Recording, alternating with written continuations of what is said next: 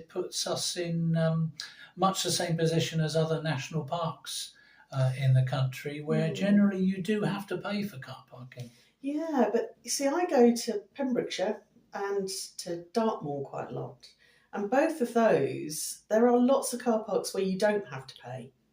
So although there are some that collect money, it kind of gives you the choice as to whether you go to somewhere that's really popular or whether you go to somewhere that's maybe a little bit off the beaten track, but that you don't have to pay.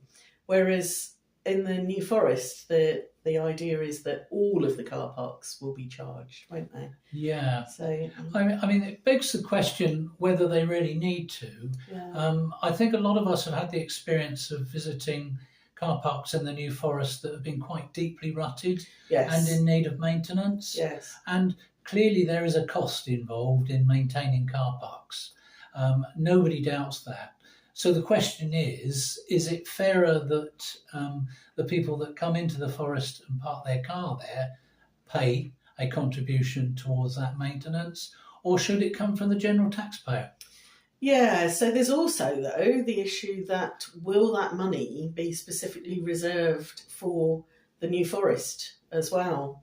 And if it's being put into a general pot for Forestry England, it then begs the question, is that money going to actually do the job that we're hoping that it'll do to improve the car parks? Yeah. The car park surfacing and other various different projects that the National Park do with Forestry England, actually, some of the rewilding and so on.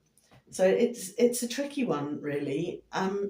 One of my worries, so I'm chair of the Access Forum for the National Park, and one of my worries is, will it have an impact on people being able to access the national park? Because obviously if you're coming from Waterside or any of the areas surrounding, you don't actually have the public transport choice.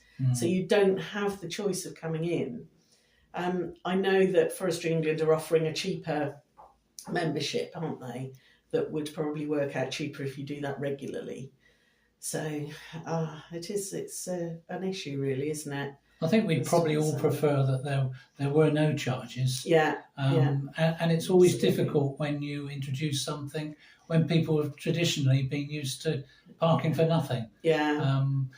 Yeah. And it is I mean, I'm sure Forestry England feel the same. I'm sure they would be quite happy not to charge if they could. But of course, neither the Park Authority or Forestry England get enough money in to be able to do that necessarily. So, yeah, it is. It's a sort of ongoing question, and we'll have to see, I guess. It's March or April, isn't it, that the charges are coming in? It is. And again, I think another concern about this is the impact of displacement parking.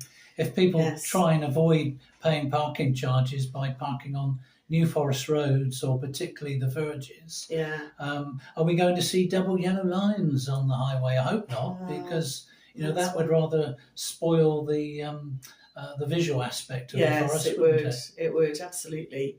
And of course, we don't actually want dragon's teeth everywhere either.